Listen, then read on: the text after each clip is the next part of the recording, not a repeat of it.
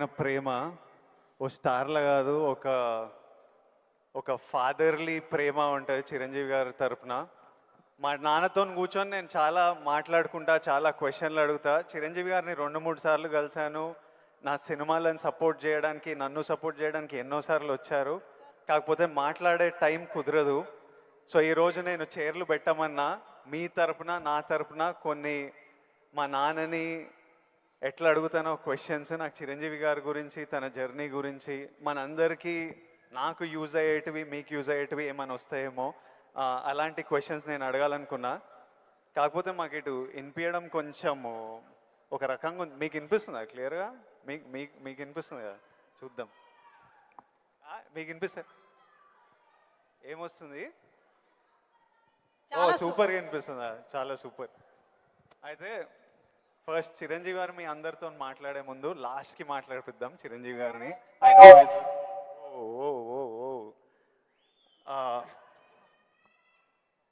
First of all Chiranjeevi garu, we all love you.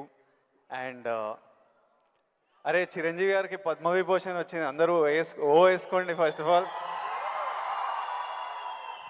మీకు తెలుసా అసలు ఇండిపెండెన్స్ వచ్చినప్పటి నుంచి ఇండియాలో ఒక 300 మందికి వచ్చింది పద్మవిభూషణ్. అంత రేర్ అవార్డ్ అది. అది చిరంజీవి గారికి మన తెలుగు స్టేట్స్ నుంచి వచ్చింది. మనం అందరం చాలా గర్వంగా ఫీల్ అవుతున్నాము. సో చిరంజీవి గారికి చప్పట్లు అందరికి. First of all let's celebrate. Thank you Vijay. ఇప్పుడు చిరంజీవి గారు, నేను క్వశ్చన్లకు వచ్చేస్తా. నాకు చాలా డౌట్లు ఉన్నాయి. ఫస్ట్ ఆఫ్ ఆల్ అంటే నేను మీ ఏవి చూస్తున్నప్పుడు మా అందరికీ మీ జర్నీ తెలుసు. ఆ జర్నీ చూసినప్పుడల్లా మళ్ళీ లోపల ఎమోషన్ కలుగుతుంటుంది. ఇప్పుడు నేను ఈరోజు ఇక్కడ ఉంటానని నేను ఎప్పుడు అనుకోలేదు. ఫర్ ఎగ్జాంపుల్ మా నాన్న మిమ్మల్ని ఫస్ట్ టైం షేర్ చేసినప్పుడు మా నాన్న కన్నీళ్ళు వచ్చేసినాయి. ఎందుకంటే మిమ్మల్ని స్క్రీన్ మీద చూసి ప్రేమించి అదొక ఎమోషన్. ఎస్పెషలీ ఆ టైమ్స్లో అదొక విపరీతమైన ఎమోషన్. అలాంటిది మా కొడుకు వల్ల నేను చిరంజీవి గారితో స్టేజ్ మీద ఉన్నా, నన్ను కౌగిలించుకుంటున్నారు అన్నది ఇంటికి వచ్చిన తర్వాత కూర్చొని మాట్లాడుకునే ఎన్నో రోజుల మొన్నటి వరకు కూడా మాట్లాడుకునే ఇన్సిడెంట్ అది. అంత స్ట్రాంగ్ ఎమోషన్. సో నాకు తెలియదు, మా నాన్నకు తెలియదు మేము ఈరోజు ఇక్కడ ఉంటామని. మీరు ఎప్పుడన్నా ఊహించారా ఈరోజు మీరు మెగాస్టార్ చిరంజీవి అవుతారని?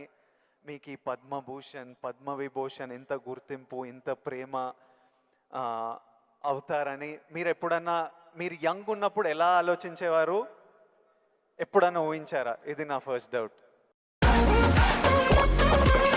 Happy Fizz. Feel the fizz.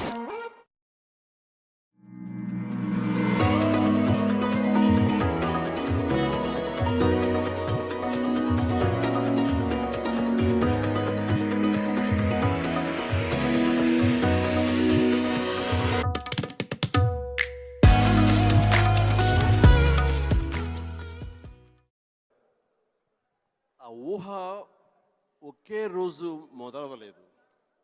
నా ఇంట్రెస్ట్ నేను అలా పెంచి పోషించుకుంటూ వెళ్ళే తరుణంలో నాకు కొన్ని విజువల్స్ అనేది నాకు కనపడుతూ ఉండేవి, ఊహించుకుంటుండేవాడిని. దానికి కారణం బహుశా నాకు చిన్నప్పుడు ఏర్పడిన చిన్న తారసపడినటువంటి చిన్న ఇన్సిడెంట్స్. నేను 10th క్లాస్లోను, డిగ్రీల్లోనూ డ్రామాలు వేసినప్పుడు, కాలేజీ బెస్ట్ యాక్టర్ వచ్చినప్పుడు, స్కూల్ బెస్ట్ యాక్టర్ వచ్చినప్పుడు నేను నడుచుకుంటూ వెళ్తుంటే అందరూ ఇతనే ఆ సినిమాలో ఆ కథలు అవి ఆ నాటికలో చేసింది అది అని అందరూ పొగుడుతుంటే మొత్తం చాలా గర్వంగా ఉండేది. అది రుచి మరిగే నేను ఆ రకంగా నా మైండ్ సెట్ లేదా ఒక బీజం లాంటిది నాకు ఆ క్షణానే పడింది అనుకుంటాను నేను నటుడు అవ్వాలని. ఒక నటుడైతే ఇంతమంది అటెన్షన్ ఉంటుందా? మన కాలేజీ ఫస్ట్ వచ్చినా సరే ఇంతమంది మన ఇంకా చూడరే, అలాంటిది నటుడు అయితే, సెలబ్రిటీ అయితే ఇంత ఇదిగా ఉంటుందా అన్నది అక్కడి నుంచి దాన్ని నర్చర్ చేసుకుంటూ పెంచి పోషించుకుంటూ అలా వచ్చిన అవకాశాలను సద్వినియోగం చేసుకుంటూ ఆల్వేస్ నా దృష్టి ఏంటంటే నేను ఎదురు నడుచుకుంటూ వెళ్తుంటే కొన్ని 100 మంది 1000 మంది నన్ను చూస్తారు, చూడాలి అంటూ అలా day after day, year after year పెరుగుతూ వచ్చినమాట వాస్తవం. సినిమాల్లోనే రాణించాలి, సినిమాల్లోనే ఉండాలి అంటూ నా ఇష్టదైవమైన ఆ ఆంజనేయ స్వామిని నేను స్మరించుకుంటూ, ఆయనతో సంభాషించుకుంటూ ఆయనతో బేరసారాలు ఆడుతూ నువ్వు నన్ను ఆ పొజిషన్ తీసుకెళ్తే నేను నీ కోసం ఈ త్యాగాలు చేస్తాను, నీ కోసం ఇంత క్రమశిక్షణతో ఉంటాను, నన్ను ఆ పొజిషన్ తీసుకువెళ్ళు అంటూ నిరంతరం ఆయనతో ఇంటరాక్ట్ అవుతూనే వచ్చేవాడిని. దేవుడు అనేవాడు ఉన్నాడా లేడా అనే దాని గురించి కానీ దేవుని నమ్మకం అనేది పక్కన పెడితే, దేవుడు అనేది నథింగ్ బట్ ఈ ప్రకృతి. దేవుడు is nothing but our inner consciousness, అంతరాత్మ. అంతరాత్మగా నువ్వు ఏదైతే ఫీడ్ చేస్తావో, ఏదైతే సో చేసుకుంటూ నర్చర్ చేస్తూ నీళ్లు పోసుకుంటూ పెంచి పోషించుకుంటావో, one day you have to attain that, you have to reach that goal. అదే ఈరోజు జరిగింది. ఇప్పుడు మీరు కాబట్టి నీకు షార్ట్ ఆన్సర్ ఎస్, ఊహించారు, ఈ పొజిషన్ రావాలని ఊహించారు, అందుకే వచ్చారు. మీరు ఓకే స్కూల్లో నటించారు, ఆ ప్రేమ మీకు నచ్చింది, ఈ పొజిషన్ సినిమా మీకు ప్రేమ, సినిమాలో ఈ పొజిషన్కి రావాలనుకున్నారు, ఊహించారు. కానీ ఫస్ట్ టైం ఆ డెసిషన్ మీరు తీసుకొని మీ అమ్మా నాన్న వాళ్ళతోనూ చెప్పింటారు కదా, ఇప్పుడు ఊరు నుంచి సిటీకి రావాలి, నా కెరియర్ ఇదనుకుంటున్నాను అన్నప్పుడు మీ ఫ్యామిలీ వాళ్ళు ఎలా రియాక్ట్ అయ్యారు దానికి? నా అదృష్టం కొద్దీ మా నాన్నగారికి కూడా చిన్న సినిమా పిచ్చి ఉంది, అందుకని ఆయన అందులో రాణించలేకపోయారు. కానీ కొడుకు వెళ్తానంటే ఆయనకి ఇష్టమే, కానీ ఏమో అక్కడ పరిస్థితులు ఎలా ఉంటాయో, ప్రతికూల పరిస్థితులు ఏముంటాయో, తను రాణించగలడా లేదా అన్నది నాకున్నంత నమ్మకం నాన్నగారికి లేక సంశయించారు. లేదు నాన్న, నేను ఖచ్చితంగా వెళ్తాను, అది ఇది నువ్వు జస్ట్ పంపించు అని అంటే, సరే నాన్న అయితే వెళ్ళు, ఇన్స్టిట్యూట్ చేరతానన్నావు కాబట్టి, టెక్నికల్గా నేను నేర్చుకుని వస్తున్నావు అంటున్నావు కాబట్టి I will appreciate and welcome it. But only thing is, ఒకవేళ రాణించలేకపోతే ICAW చేరు, నైట్ కాలేజెస్, అదేనా టైం వేస్ట్ లేకుండా ఉంటుందంటే ఆయన కోసం చేరేది తప్ప నేను అందులో డౌట్ ఉండి అటు కాకపోతే ఇటు అనే డౌట్ నాకు లేదు. అందుకని ఆయన కోసం చేరాను. 6 నెలల్లో ICAW ఆపేసాను, ఇదే కంటిన్యూ చేసి వచ్చాను ఫిల్మ్ ఇన్స్టిట్యూట్. ఫిల్మ్ ఇన్స్టిట్యూట్లో ఉండగానే మొదటి సినిమా, ఆ తర్వాత రెండో సినిమా, ఆ సినిమా ఫినిష్ అవ్వకుండా మూడో సినిమా, అట్లా వరుసగా వచ్చినాయి విజయాలు. I proudly I can say, నాకు భగవంతుడు ఆఫీసులకి ఫోటోలు తీసుకెళ్ళి, సార్ ఇది నా ఫోటో సార్, నేను యాక్ట్ చేస్తాను సార్ అని చెప్పే ఒక పరిస్థితి నాకు కల్పించలేదు. అది చాలా గర్వంగా ఫీల్ అవుతాను. ఆ భగవంతుడు, ఆ ఆల్మైటీ నాకు ఇచ్చేటువంటి ఒక ప్రైడ్గా ఫీల్ అవుతాను. నేను ఎవరికి ఎక్కడికి ఏ ఆఫీస్కి వెళ్ళలేదు. నేను ఆ ఫస్ట్ సినిమా మీకు ఎట్లా వచ్చింది సార్? అది కూడా కాకతాళీయం. అంటే ఇది చాలామంది తెలిసేమో అనుకుంటున్నాను, నేను మళ్ళీ చెప్పనా? సరే చెప్తాను అయితే. ఓకే, నేను ఇన్స్టిట్యూట్ చేరుతున్నాను 78 మేకి నా ఫిల్మ్ ఇన్స్టిట్యూట్ కోర్స్ అయిపోతుంది 1978కి.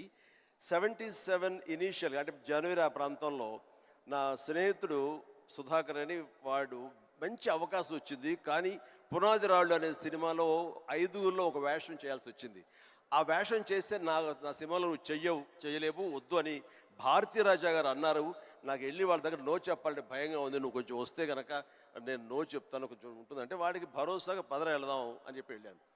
అండ్ వెళితే చేయడంటే అదే ఎట్లాగా సడన్గా మేము ఫిబ్రవరిలో పెట్టుకున్నాం షూటింగ్, రాజమండ్రిలో అన్నీ సెట్ చేస్తాం, రాకపోతే ఎట్లాగా అది దానికి లేదంటే నాకు గొప్ప అవకాశం వచ్చింది, కిళకే పోగు రైలు, తూర్పుకు వెళ్ళే రైలు అని ఆ సినిమా తమిళ్లో. అండ్ దానికి సరే ఏమైతే చేయడండి మావాడు, అనవసరం వాడు కెరీర్ పాడు చేయకండి, పదరా అని వచ్చాను. ఆగే ఒక నిమిషం, నువ్వు చేస్తావా అని. నేనా, నా ఫిల్మ్ ఇన్స్టిట్యూట్ మేక్ అవుతుంది, అప్పుడుగా నేను చేయకూడదు, ఇట్స్ కమిట్మెంట్ అని మ్యాండేట్ అన్నాను. ఆ తర్వాత 2 రోజు వచ్చి నా ఇంటి ముందు కూర్చున్నారు వాళ్ళు. కాదు ఎవరు లేరు, నువ్వు చూస్తుంటే కొంచెం బాగున్నావు చెయ్యి అని చెప్పేసి. సరే మాకు కాలేజ్ ఇన్స్టిట్యూట్లో మాకు ఈ స్క్రీన్ టెస్ట్ల కోసం ఒక రోజు వెచ్చిస్తాం. సో మనం ఇది అవకాశం ఎందుకు తీసుకోకూడదనే ఉద్దేశంతో నేను సరే వస్తాను అన్నాను. అది ఫిబ్రవరి మంత్. ఫస్ట్ టైం రాజమండ్రిలో నా పేరు మార్చుకుని కెమెరా ముందు నిలబడింది ఆ సినిమా 74. ఆ సినిమా పూర్తి అవ్వలేదు, ఆ షూటింగ్ జరుగుతుండగానే అందులో నా యాక్టింగ్ చూసి కానీ నా ఎంతూజాజం చూసి కానీ అందులో ఉండే అసోసియేట్ ప్రాణం ఖరీదు అనే సినిమా కూడా అసోసియేట్ అతను చెప్పాడు క్రాంతి కుమార్కి, సార్ సినిమా చేస్తున్నాము, చూడండి మన క్యారెక్టర్ అంటే.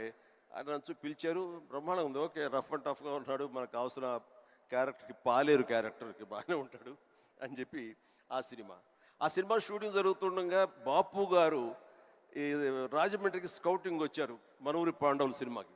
ఆ సినిమా షూటింగ్లో నన్ను చూసి మనం అనుకునే క్యారెక్టర్కి, ఆ రఫ్ క్యారెక్టర్కి ఈ అబ్బాయి బాగుంటాడే అని వాళ్ళు బుక్ చేస్తారు. ఆ సినిమా చూసిన తర్వాత బాలచంద్ర గారు మహానుభావుడు, గొప్ప డైరెక్టర్. ఇట్లాగా సినిమా తర్వాత వచ్చింది. ఇదంతా కూడా దైవ సంకల్పం. I bound to be here in this position.